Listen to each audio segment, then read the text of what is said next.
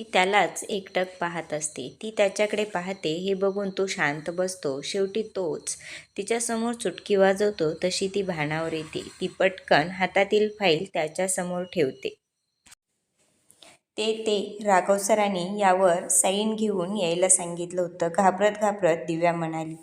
तिची उडालेली धांदल बघून अभिजित गालातल्या गालात हसला. तिची मात्र त्याच्याकडे बघण्याची हिंमत होत नव्हती. ती तशीच मान खाली घालून त्याच्यासमोर उभी होती. तोच अभिजित बोलला, मिस दिव्या, रिलॅक्स, खाली बसा. समोरच्या खुर्चीकडे हात करत म्हटला. तसे दिव्या अंग चोरून त्या खुर्चीवर बसली. अभिजित आणखीही तिचंच निरीक्षण करत होता. इतर वेळेस शेर बनणारी आता भिगी बिल्लीसारखी बसली होती. अभिजित पाण्याचा ग्लास तिच्यासमोर केला. तसं तिने चमकून त्याच्याकडे पाहिले. त्याने डोळ्यांनीच घे असं खुणावलं. तिने ग्लास घेऊन त्यातले 2 घोट पाणी पिले आणि ग्लास साईडला ठेवून दिला. तर बोला मग मिस दिव्या, का आला होता? त्यावर ती म्हणाली, राघव सरांनी त्या फाईलवर साईन करायला सांगितली आहे. अभिजित आणखी तिच्याकडेच टक लावून बघत होता. त्याच्या त्या नजरेने ती मात्र गोंधळून गेली होती.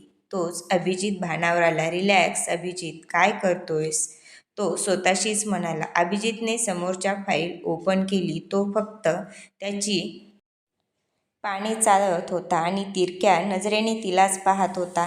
काही केल्या तिच्यावरून नजर हटतच नव्हती. ती मात्र त्याच्या अशा पाहण्याने पुरती गोंधळली होती. शेवटी त्याने ती फाईल साईन करून तिच्या समोर ठेवली. तिने ती फाईल उचलली. ती उठणार तोच राघव दरवाजा ओपन करून आतमध्ये आला. तसं अभिजितने त्याच्याकडे रागीट नजरेने पाहिलं, पण त्याने मात्र त्याला सपशेल इग्नोर करून त्यांनी दिव्याकडे पाहिले. ती मात्र गोंधळून त्या दोघांकडे पाहत होती. मिस दिव्या, जर फाईल साईन करून झाली असेल तर ती माझ्या केबिनमध्ये ठेवा, राघव म्हणाला. तोच यस सर म्हणून दिव्या उठली आणि जाऊ लागली. तोच अभिजित म्हणाला, मी तुम्हाला जाण्याची परमिशन दिली नाही. ती मात्र गोंधळून एकदा राघवकडे आणि एकदा अभिजितकडे पाहत होती. तोच एक पिऊन 2 कॉफीचे मग घेऊन आला आणि राघवने चमकून अभिजितकडे पाहिले. त्यानं मात्र त्याच्याकडे बघणं कटाक्षाने टाळलं आणि दिव्याला खाली बसण्याचा इशारा केला. ती मात्र पुरती गोंधळली होती आणि मनातल्या मनात त्या दोघांना शिव्या घालत होती. तोच अभिजित बोलला, जर आम्हाला शिव्या घालून झाल्या असतील तर खाली बसा. तसं दिव्या गोंधळली. याला कसं काय कळालं माझ्या मनातलं? हा काय मनकवडा आहे का?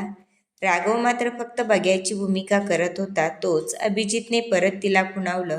ती परत खुर्चीवर बसली. तोच अभिजितने एक मग तिच्यासमोर ठेवला आणि पिण्याचा इशारा केला. दिव्याला मात्र हे काय चाललंय काहीच कळत नव्हतं. सर, मला नकोय कॉफी, ती म्हणाली. मी तुम्हाला विचारत नाही, घ्यायला सांगितली. तसा दिव्याचा नाईलाज झाला. अभिजितने कॉफीचा एक घोट घेतला आणि मग टेबलवर ठेवला. तोच राघव दिव्याच्या बाजूला जाऊन बसला आणि अभिजितचा मग उचलून तोंडाला लावला. दिव्या मात्र त्याच्याकडे आश्चर्यचकित होऊन बघत होती. राघवने घोट घेतला, मात्र ब्लॅक कॉफी असल्यामुळे ती त्याला कडू लागली. तोच त्याने तोंड कसे तरी करून मग अभिजित पुढे ठेवला. तसा अभिजित हसला. अरे यार, असली कॉफी कशी पितो काय माहीत, पूर्ण तोंडाची चव गेली. तुला कोणी सांगितलेली प्यायला? तेवढ्यात पिऊन आणखीन एक कॉफी घेऊन आला. अभिजितने राघवला देण्यासाठी खुणावले. तसं त्याने ती कॉफी राघव समोर ठेवली. तोच राघवने आश्चर्यचकित होऊन अभिजितकडे पाहिले.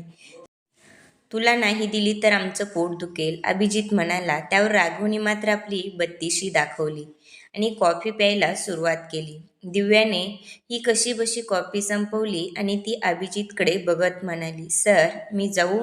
अभिजितने एक वेळेस तिच्यावरून नजर फिरवली आणि तिला जाण्यास सांगितले. तोच दिव्या फाईल उचलून पटकन केबिन बाहेर पडली. तसा अभिजितने राघवकडे मोर्चा वळवला. प्रत्येक वेळेस तुला मधी टपकायला पाहिजे का? हे ऑफिस आहे, त्याचं भान ठेव. मला माहीत आहे ते ऑफिस आहे.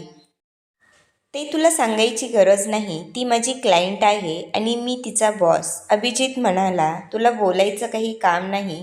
ती फक्त तुझ्या केबिनमध्ये साईन घ्यायला आली होती आणि तिला मी पाठवलं होतं हे विसरू नको. राघव दात काढत म्हणाला. तसं अभिजितने चमकून त्याच्याकडे पाहिले. भल्याचा तर जमानाच नाही.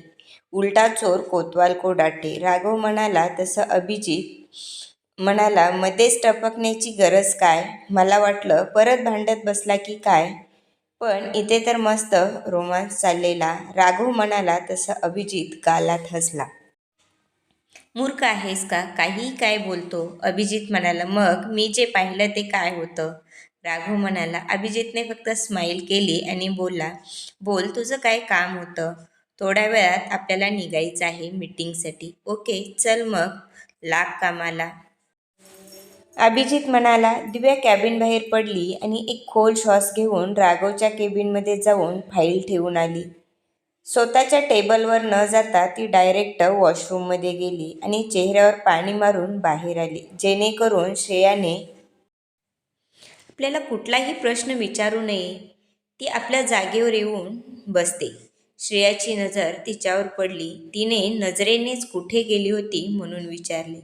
त्यावर दिव्याने काही नाही असे मानेने सांगितले. लंच टाईममध्ये बोलू या विचाराने श्रेयाही आपल्या कामाला लागली. राघव केबिन बाहेर पडला. तोच अभिजितच्या डोळ्यापुढे थोड्या वेळापूर्वीचा क्षण आला. कारण आज बऱ्याच दिवसातून त्याने तिला खूप जवळून पाहिलेलं असतं. त्याच्या मनाला शांती मिळते. तो सगळे विचार झटकून फाईल स्टडी करू लागतो. कारण थोड्या वेळात त्याची मीटिंग असते. अभिजित आणि राघव मीटिंगसाठी बाहेर पडतात. अभिजित जाता जाता एक कटाक्ष दिव्यावर टाकतो. दिव्या केबिनमधून बाहेर आल्यापासून कुठल्या तरी विचारात असल्यासारखी श्रेयाला दिसते. ती विचार करत असते, नक्की झालं काय? पण जोपर्यंत लंच ब्रेक होत नाही तोपर्यंत ती काहीही विचारू शकत नाही. ती लंच ब्रेकची वाट पाहत असते. तोच लंच ब्रेक होतो. श्रेया दिव्याजवळ जाऊन तिला लंचसाठी बोलावते. त्या दोघी कॅन्टीनमध्ये जातात आणि एका टेबलवर बसतात. तोच श्रेया तिला म्हणते, दिव्या, तुला मी मगा आल्यापासून बघते. तू कुठल्या तरी विचारात पडल्यासारखे दिसते. काय झालं? ती काही नाही म्हणते. खोटं नको बोलू. जे काही आहे ते पटकन सांग. त्यावर दिव्या म्हणते, तुला माहीत आहे का, मी केबिनमध्ये गेले होते बॉसची साईन आणण्यासाठी. आपला बॉस कोण आहे माहीत आहे का? ती म्हणते, कोण? तू बॉसला भेटलीस? कसा आहे तो? त्यावर दिव्या डोक्यावर हात मारून घेते. अगं, बॉस कोण आहे माहीत आहे तुला? कोण? तर ते माकड. काय? श्रेया मोठ्याने ओरडते. अगं हळू, आजूबाजूला लोक आहेत याचं भान असू दे. तो श्रेया म्हणते, म्हणजे तू परत भेटलीस त्याला? तो काही बोलला का तुला? त्यावर दिव्या नकारार्थी मान हलवते. पण तुझा चेहरा का असा पडलाय? तो बोलला नाही म्हणून? श्रेया, तू काही विचार करतेस? मग मी आल्यापासून बघते तुला. तुझ्या तोंडावर 12 वाजले आहेत. अगं, तो बॉस आहे म्हणजे नेहमीच आता त्रास देणार. तो का त्रास देईल तुला? मी त्याच्याशी भांडले म्हणून. तसं श्रेया हसायला लागते. अगं, भांडण्याचा आणि याचा काय संबंध आहे? मी कंपनीसोबत बॉन्ड केला आहे, नाहीतर मी काम सोडलं असतं, ती म्हणाली. त्यावर श्रेया तिच्याकडे मोठे डोळे करून बघू लागली. तो तुला काही बोलला नाही ना? मग काय एवढं टेन्शन घेते? अगं, पण तुला एवढा वेळ कसा काय लागला त्याच्या केबिनमध्ये? त्यावर श्रेया केबिनमध्ये घडलेला सर्व प्रकार सांगते. तसेच श्रेयाच्या चेहऱ्यावर स्माईल येते. तुला हसायला काय झालं? हसू नाही तर काय करू? जर त्याला तुला त्रास द्यायचा असता तर त्याने तुला कॉफी का दिली असती? ती गोंधळलेल्या नजरेने श्रेयाकडे बघते.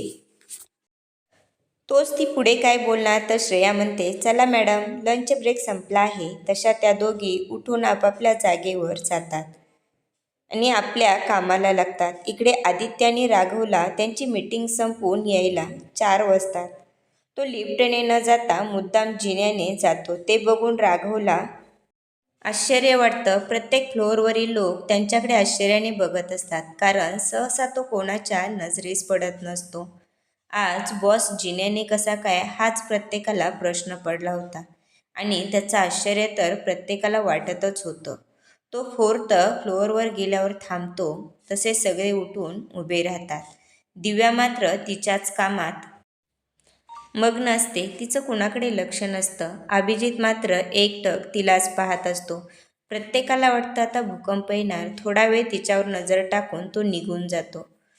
त्याचं सगळ्यांना आश्चर्य वाटतं. तो गेल्यानंतर प्रत्येकजण कुजबूज करू लागतात. प्रत्येकाला वाटतं आता दिव्याचं काही खरं नाही. दिव्या मात्र सगळ्यांकडे वेड्यासारखं बघत असते. तोच एक शिपाई तिला बोलवायला येतो.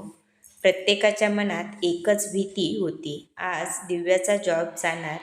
प्रत्येकजण तिलाच बघतो. हे बघितल्यानंतर ती निशाकडे बघते. ती पण खांदे उडवते. परत तो शिपाई आवाज देतो, मॅडम तुम्हाला सरांनी बोलवलं आहे. केबिनमध्ये दिव्याला मात्र टेन्शन येतं. या माकडाने कशाला बोलावलं म्हणून ती मनातल्या मनात शिव्या देत असते. त्याच्या केबिनकडे जाते. डोअर नॉक करते. तोच आतून आवाज येतो, यस कमिंग. तोच दिव्या डोअर ओपन करून आतमध्ये जाते. तो रागानेच तिच्याकडे बघत असतो. ती मात्र घाबरते.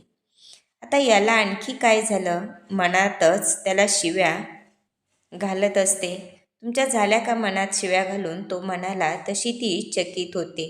याला माझ्या मनातलं कसं काय कळालं? ती त्याच्याकडे पाहते तर तो तिलाच एकटक पाहत असतो. बॉस आल्यानंतर उठून उभे राहायचे एवढाही मॅनर्स आहे की नाही तुमच्याकडे? तो तिला म्हणतो. तसं तिच्या चेहऱ्यावर गोंधळलेले भाव असतात. हे त्याच्या लक्षात येतं. ती विचार करतच असते की तो उठून तिच्या समोर जाऊन उभा राहतो. त्याला तिच्याजवळ बघून ती मात्र पुरती गोंधळते. काय चालू आहे हे तिच्या लक्षात येत नाही. अभिजित मात्र तिची मजा घेत असतो. तिच्याजवळ जाऊन तो बोलतो, काय दिव्या, कुठे हरवलात?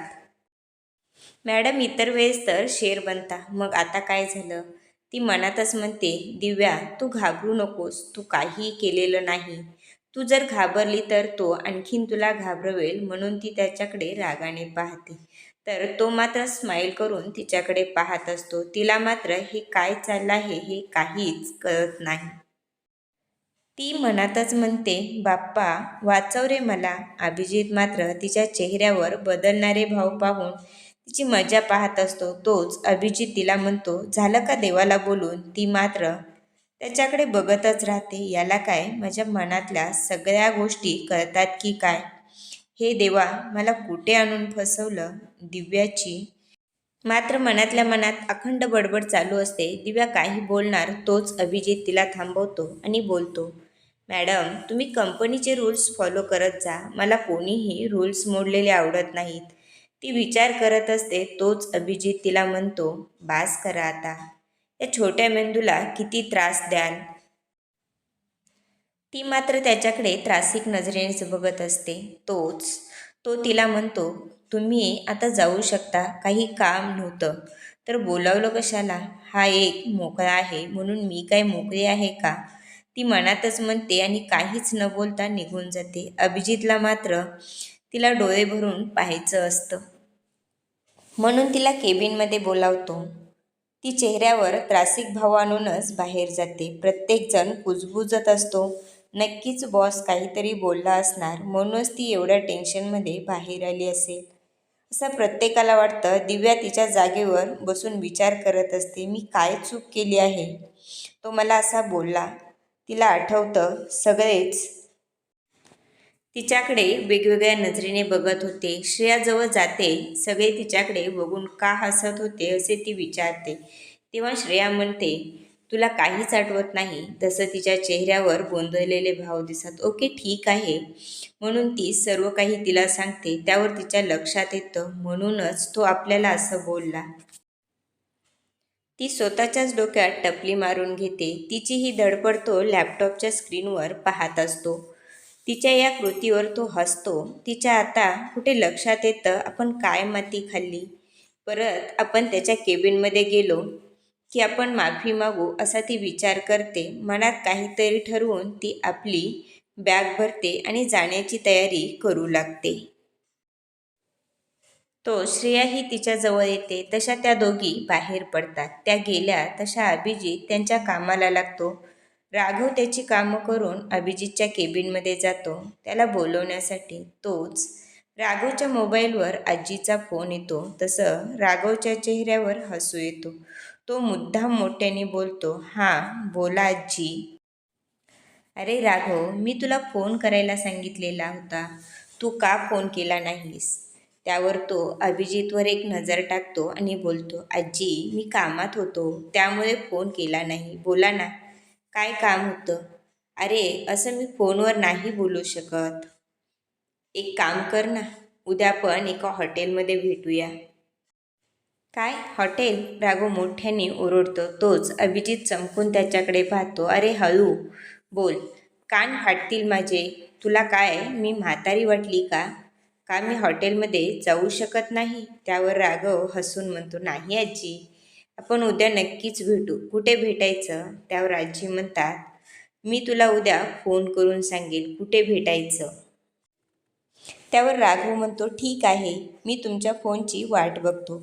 इथं अभिजितच्या चेहऱ्यावर एक खुनसी हसू येतं आणि राघवकडे बघून हसतो. राघवला समजून जातं, हा उद्या नक्की मला काहीतरी काम लावणार. त्यावर राघव त्याला म्हणतो, मला उद्या सुट्टी हवी आहे. तोच अभिजित चमकून त्याच्याकडे पाहतो, कशासाठी? मी माझ्या एका मैत्रिणीबरोबर डेटवर जात आहे. व्हॉट? अभिजित जोरजोरात हसायला लागतो. मैत्रिणी काही तुलाच आहेत काय, मला नाहीत का? राघव म्हणतो, अरे डेटवर मैत्रिणीला नाही, गर्लफ्रेंडला घेऊन जातात. अरे पण मी कुणालाही घेऊन जाऊ दे, ते तुला काय करायचं? मी तुला ईमेल करतोय, माझी सुट्टी अप्रूव्हल कर. त्यावर अभिजित हसतो आणि म्हणतो, ठीक आहे, विचार करेल. धन्यवाद. जर व्हिडिओ आवडला तर व्हिडिओला लाईक करा, सबस्क्राईब करा आणि बाजूची बेल आयकॉन प्रेस करा, म्हणजे नवीन व्हिडिओ आला की नोटिफिकेशन मिळेल.